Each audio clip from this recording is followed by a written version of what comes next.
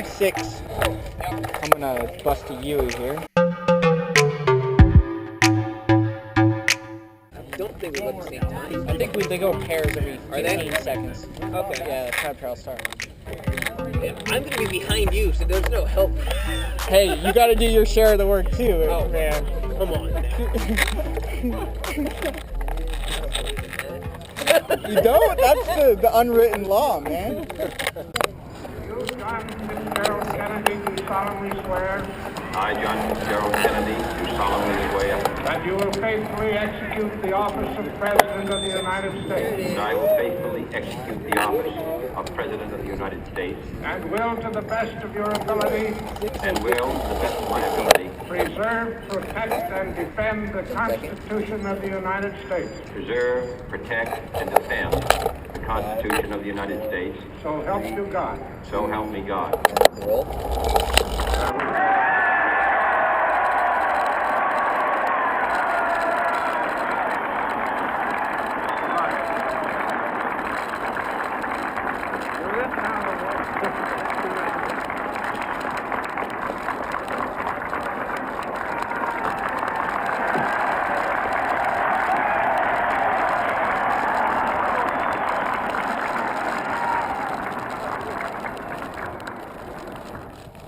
Vice President Johnson, Mr. Speaker, Mr. Chief Justice, President Eisenhower, Vice President Nixon, President Truman, Reverend clergy, fellow citizens. We observe today not a victory of party, but a celebration of freedom, symbolizing an end as well as a beginning, signifying renewal as well as change. For I have sworn before you and Almighty God the same solemn oath our forebears prescribed nearly a century and 3/4 ago.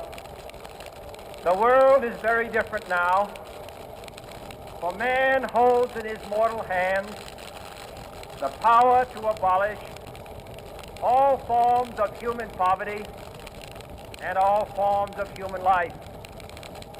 And yet the same revolutionary beliefs for which our forebears fought are still at issue around the globe. The belief that the rights of man come not from the generosity of the state, but from the hand of God.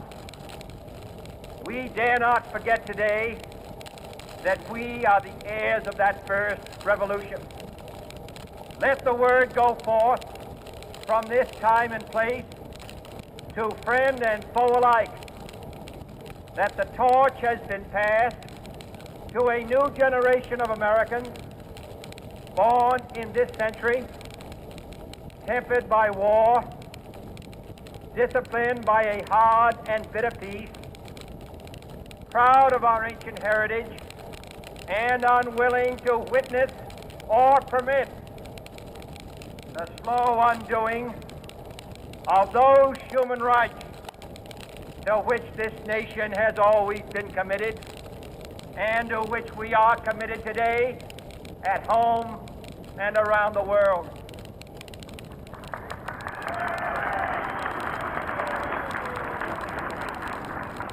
Let every nation know, whether it wishes us well or ill, that we shall pay any price, bear any burden, meet any hardship, support any friend, oppose any foe to assure the survival and the success of liberty.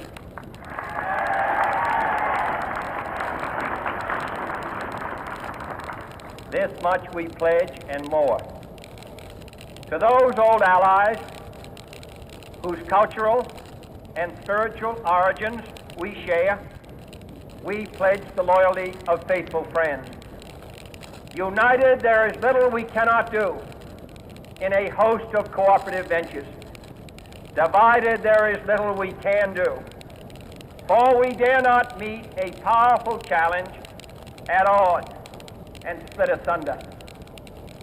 To those new states whom we welcome to the ranks of the free, we pledge our word that one form of colonial control shall not have passed away merely to be replaced by a far more iron tyranny.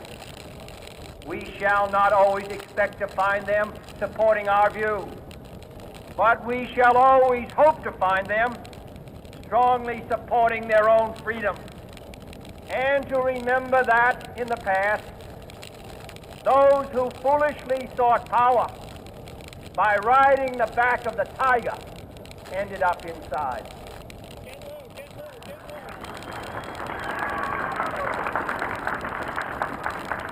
To those people in the huts and villages of half the globe struggling to break the bonds of mass misery, we pledge our best efforts to help them help themselves for whatever period is required, not because the communists may be doing it, not because we seek their votes, but because it is right.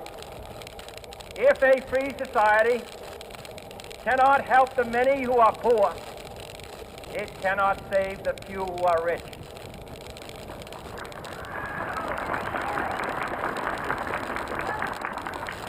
To our sister republics south of our border, we offer a special pledge to convert our good words into good deeds, in a new alliance for progress, to assist free men and free governments in casting off the chains of poverty. But this peaceful revolution of hope cannot become the prey of hostile powers. Let all our neighbors know that we shall join with them to oppose aggression or subversion anywhere in the Americas. And let every other power know that this hemisphere intends to remain the master of its own house.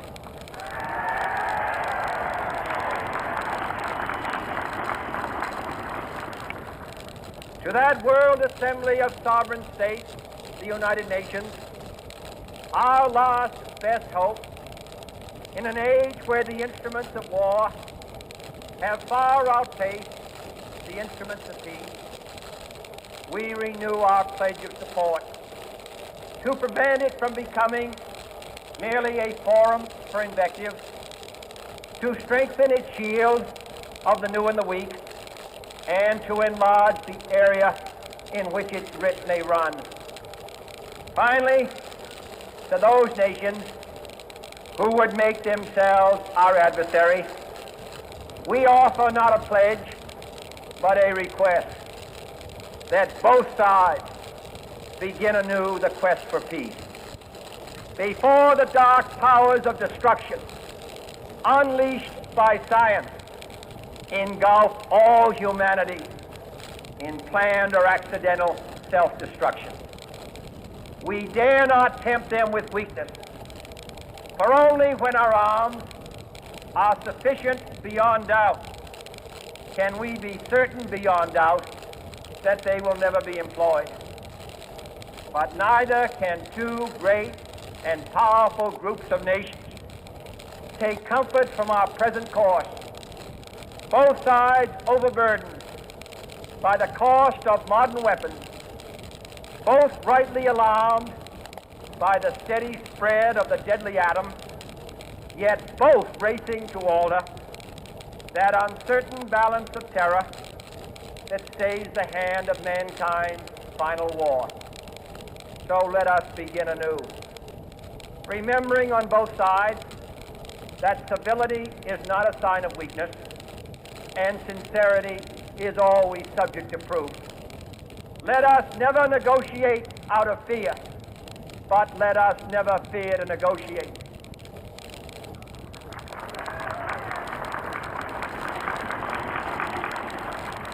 Let both sides explore what problems unite us, instead of belaboring those problems which divide us. Let both sides, for the first time, formulate serious and precise proposals for the inspection and control of arms, and bring the absolute power to destroy other nations under the absolute control of all nations.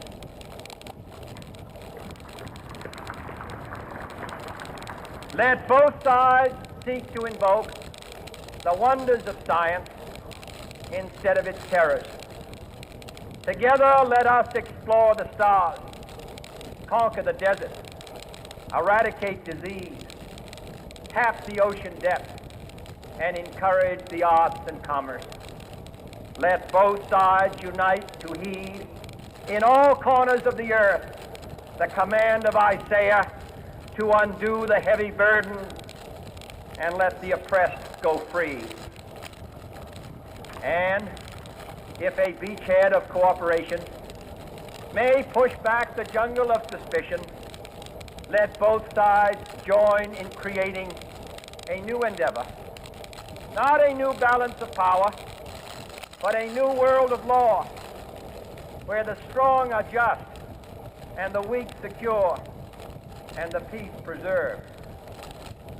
All this will not be finished in the first 100 days, nor will it be finished in the first 1,000 days, nor in the life of this administration, nor even perhaps in our lifetime on this planet. But let us begin.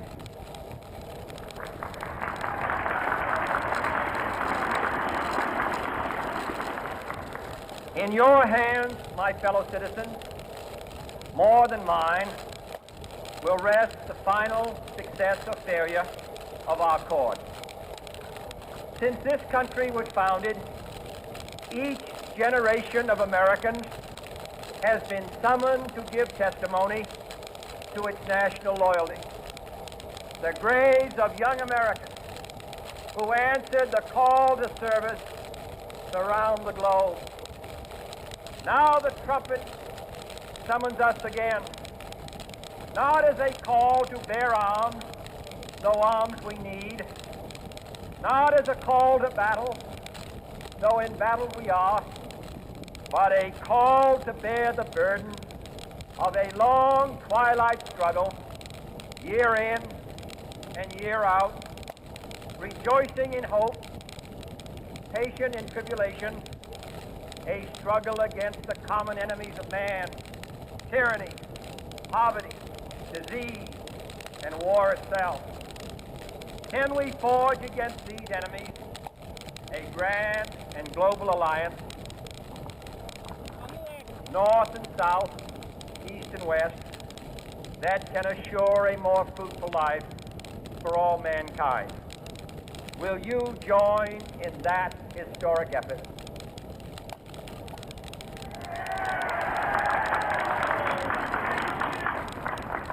In the long history of the world, only a few generations have been granted the role of defending freedom in its hour of maximum danger.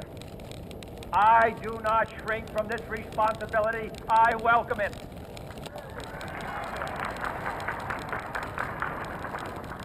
I do not believe that any of us would exchange places with any other people or any other generation.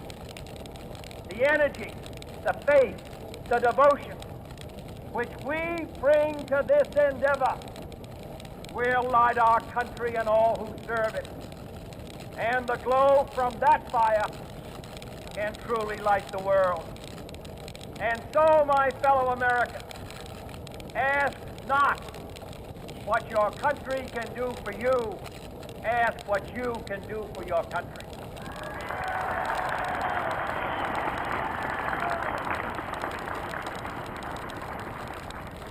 My fellow citizens of the world, ask not what America will do for you, but what together we can do for the freedom of man.